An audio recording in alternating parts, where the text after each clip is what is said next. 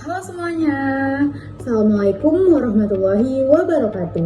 Perkenalkan, saya Amanda Salsabila.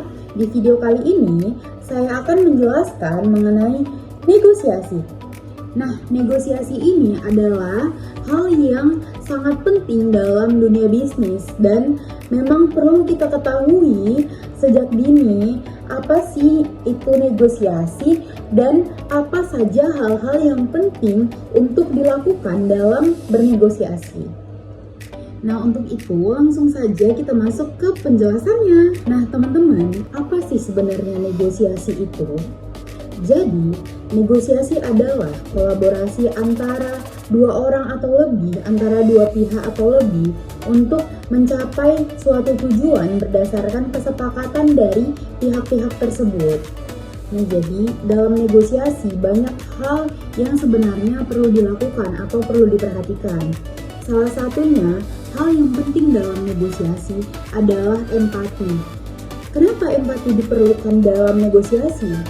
Dikarenakan empati diperlukan dalam negosiasi karena dengan empati kita bisa memahami pikiran orang lain, kita bisa memahami prinsip orang lain, kita bisa memahami bagaimana cara pandang orang lain. Nah, dengan kita memahami prinsip dan aturan-aturan orang lain, maka kita akan menghormati prinsip dan aturan yang mereka terapkan dalam hidup mereka. Nah, dengan begitu kita dapat dengan mudah melakukan negosiasi karena kita paham bagaimana orang lain memandang sesuatu, bagaimana cara berpikir mereka tentang sesuatu. Nah, teman-teman, selain itu dalam bernegosiasi, kita juga perlu memahami tujuan, motivasi, dan keinginan orang lain. Karena dengan memahami hal-hal ini, kita dapat dengan mudah untuk mendapatkan deal dengan konsumen atau dengan lawan bicara kita. Dikarenakan kalau kita memahami perasaan mereka, kita paham apa tujuan mereka, maka komunikasinya juga akan berjalan dengan baik karena kita udah paham nih mereka, apa yang mereka inginkan, kita udah tahu nih gimana lawan bicara kita, mereka maunya gimana, kemudian tujuan mereka apa, motivasi mereka gimana. Jadi komunikasi dalam proses negosiasi itu juga akan berjalan dengan baik, akan berjalan dengan harmonis, dan kita juga akan dengan lebih mudah bisa mendapatkan deal dari mereka. Jadi mereka bisa menyetujui, atau misalnya kalau misalnya kita sedang menjual produk, ya mereka bakalan membeli produk kita, bakalan ada potensi untuk mereka mau membeli produk kita. Selanjutnya adalah mengenai keunggulan informasi dalam proses negosiasi. Nah, jadi dalam negosiasi penting untuk kita menguasai informasi dan penting untuk kita mengulik informasi dari lawan bicara kita. Nah, hal yang dapat kita lakukan untuk kita menguasai informasi dan mengulik informasi dari lawan bicara kita adalah dengan melakukan mirroring. Nah, apa sih mirroring itu? Jadi, mirroring ini adalah suatu hal yang dapat kita lakukan kepada lawan bicara kita dengan cara kita dapat mengulangi apa yang mereka katakan sebanyak 3 kali. Jadi maksudnya mengulangi ini adalah misalnya mereka bilang sesuatu nih, kemudian kita ulangi apa yang mereka sampaikan, kita tanyakan kembali apa yang mereka sampaikan. Jadi dengan kita menanyakan kembali dari apa yang mereka sampaikan, jadi mereka tuh akan menjawab lebih gitu. Jadi kita dapat informasi yang lebih, kita dapat informasi yang lebih banyak dari lawan bicara kita karena tentunya mereka akan menjawab lebih dalam, dan tentunya kita juga akan mendapatkan informasi yang lebih dalam dari lawan bicara kita. Oleh sebab itu kita akan dengan lebih mudah nih, makin mudah gitu untuk memahami mereka, untuk tahu sebenarnya apa yang ada di pikiran mereka. Karena ya semakin kita bertanya, semakin kita mendapatkan informasi gitu teman-teman. Nah, selain itu teman-teman, kalau misalnya kita bertanya kembali apa yang mereka sampaikan, kemungkinan besar mereka akan merasa bahwasanya kita antusias gitu dengan mereka. Kita mau tahu gitu tentang mereka. Kemudian kita juga bisa bertanya ke mereka dengan nada yang kelihatannya kita mau tahu gitu, kita antusias gitu dengan apa yang mereka sampaikan. Nah, dengan begitu kita dapat dengan lebih mudah untuk membangun hubungan dengan mereka. Dan kalau misalnya hubungan kita udah baik nih sama si lawan bicara kita, otomatis kan proses negosiasi dan komunikasi yang kita jalankan akan berjalan dengan lebih baik. Nah, setelah kita mendengarkan apa yang disampaikan oleh orang lain, kita tentunya akan merespon apa yang mereka sampaikan. Nah, kemudian dalam respon, kita bisa melakukan yang namanya labeling. Kita melabeli nih apa yang mereka sampaikan. Nah teman-teman, dalam negosiasi, nada bicara sangat penting untuk kita perhatikan. Dikarenakan nada bicara akan menentukan komunikasi kita. Apakah komunikasi tersebut akan berjalan dengan baik? Nah, dengan nada bicara yang baik, komunikasi akan berjalan dengan baik dan tentunya negosiasi juga akan berhasil sesuai dengan tujuannya. Jadi ketika kita bernegosiasi, kita perlu menggunakan nada bicara yang menunjukkan bahwa kita hormat dengan lawan bicara kita. Kita bicara dengan nada lembut, dengan nada tenang, dengan intonasi yang tenang, kemudian dengan senyuman. Jadi lawan bicara kita akan merasa kita menghormati mereka dan mereka akan nyaman dalam proses negosiasi tersebut.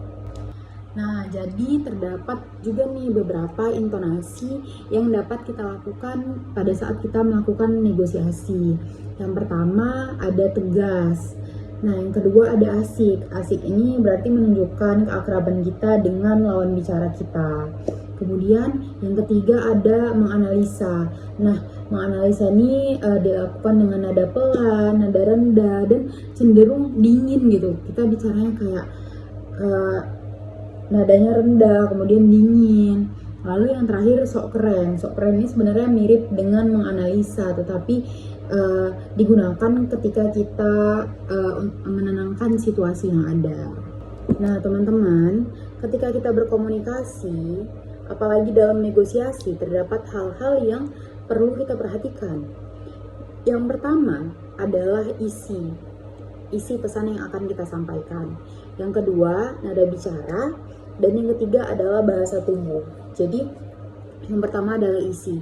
Isi berarti inti pesan yang kita sampaikan harus jelas, sehingga lawan bicara kita juga dapat dengan mudah untuk menerima ataupun memahami pesan yang kita sampaikan, dan mereka juga dapat dengan mudah merespon apa yang kita sampaikan. Kemudian yang kedua, nada bicara. Nah, nada bicara ini akan menentukan bagaimana lawan bicara kita menerima pesan yang kita sampaikan dan bagaimana mereka akan merespon apa yang kita sampaikan. Nah, jadi dalam komunikasi kita perlu menggunakan nada bicara yang tenang, yang sopan, sehingga lawan bicara kita juga merasa nyaman dalam berkomunikasi dengan kita. Kemudian yang ketiga adalah bahasa tubuh. Nah, jadi dengan bahasa tubuh ini kita bisa memahami respon orang lain gitu. Ketika mereka menjawab sesuatu yang jujur, itu akan kelihatan dari bahasa tubuhnya mereka. Dan ketika mereka berbohong, itu juga bisa kelihatan dari bahasa tubuh atau gerak-geriknya mereka. Nah, gimana sih cara agar kita tahu lawan bicara kita ini lagi bohong atau enggak? Maksudnya, misalnya kita lihat dari bahasa tubuh mereka kelihatannya bohong gitu kan. Nah, kita bisa memastikan itu dengan kita bertanya kepada mereka pertanyaan yang sekiranya mereka akan jawab jujur gitu. Misalnya, kamu sudah makan tadi gitu. Nah, jangan tanya hanya sekali aja. Kita bisa tanya beberapa pertanyaan dan kita bisa lihat bagaimana cara mereka ketika mereka sedang menjawab pertanyaan-pertanyaan yang jujur, dan bagaimana selanjutnya ketika kita tanya pertanyaan yang ada kaitannya dengan tujuan dari negosiasi kita. Jadi kita bisa lihat bagaimana bahasa tubuh mereka, apakah ada gerak-gerik yang lain gitu, apakah sama responnya atau bahasa tubuhnya dengan pertanyaan-pertanyaan yang sebelumnya yang mereka sekiranya akan menjawab itu dengan jujur. Nah, kemudian ada yang namanya ilusi kontrol. Nah, ilusi kontrol ini adalah keadaan di mana seseorang merasa mereka punya kendali yang lebih besar. Nah, kemudian kita bisa bertanya kepada lawan bicara kita dengan pertanyaan menggunakan kata apa dan bagaimana. Karena kalau kita menggunakan apa dan bagaimana, maka itu kesannya kita lebih menghormati lawan bicara kita.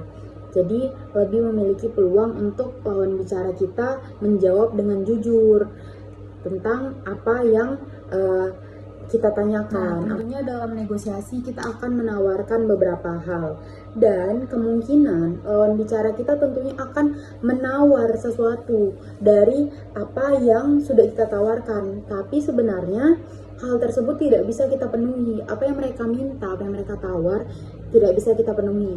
Tapi pada saat hal tersebut terjadi, kita jangan langsung bilang tidak bisa, tetapi kita bisa bertanya kepada mereka, bagaimana cara kita melakukannya.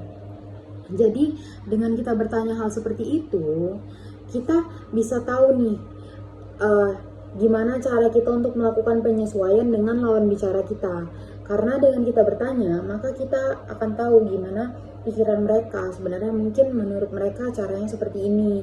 Jadi kita bisa melakukan penyesuaian.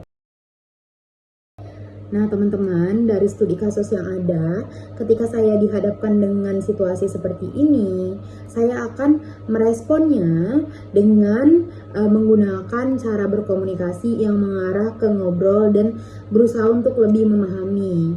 Jadi cara yang akan saya lakukan adalah dengan memainkan empati saya terhadap pengalaman yang dirasakan oleh nasabah tersebut.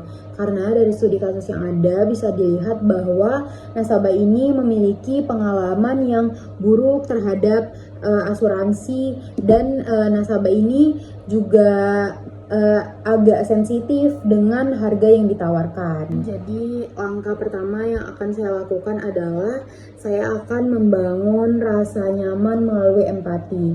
Jadi ketika nasabah tersebut bilang bahwa premi yang ditetapkan terlalu mahal, saya tidak akan langsung membantah, melainkan saya akan menjawab dengan kalimat yang kesannya kita mengerti mereka. Kesannya kita mengerti dan memahami apa yang mereka rasakan. Jadi saya akan menjawab dengan kalimat misalnya, sepertinya Bapak merasa harganya belum sebanding ya, apalagi dengan pengalaman yang Bapak alami sebelumnya. Jadi kalau misalnya kita menyampaikan kata-kata seperti itu, nasabah kita tuh akan merasa dimengerti. Kemudian mereka merasa dipahami, dan kalau sudah begitu akan ada kemungkinan besar mereka merasa terbuka dalam proses negosiasi tersebut. Jadi maksudnya mereka akan lebih terbuka dalam menyampaikan informasi. Kemudian setelah itu kalau mereka sudah merasa terbuka, tentunya akan dengan mudah untuk saya dalam menggali informasi. Dan saya akan menggali informasi lebih dalam dengan cara saya melakukan mirroring. Jadi saya akan bertanya beberapa kalimat yang sudah nasabah tersebut sampaikan. Jadi misalnya ketika mereka atau ketika nasabah tersebut bilang kalau misalnya harganya terlalu mahal, ataupun ketika membandingkan dengan banyak produk atau pilihan lain yang lebih murah. Nah, maka saya akan bertanya, yang lebih murah itu seperti apa ya Pak? Nah, tujuannya agar nasabah tersebut memberitahu bagaimana sudut pandang dia terhadap ataupun bagaimana asuransi yang lebih murah sepengetahuan nasabah tersebut. Jadi nasabah tersebut akan menjelaskan lebih banyak informasi, dan kemudian saya juga akan menggunakan kata tanya seperti kata apa dan bagaimana. Nah, jadi saya akan bertanya, sebenarnya apa yang Bapak paling butuhkan dari asuransi, atau bagaimana pengalaman Bapak sebelumnya tentang asuransi.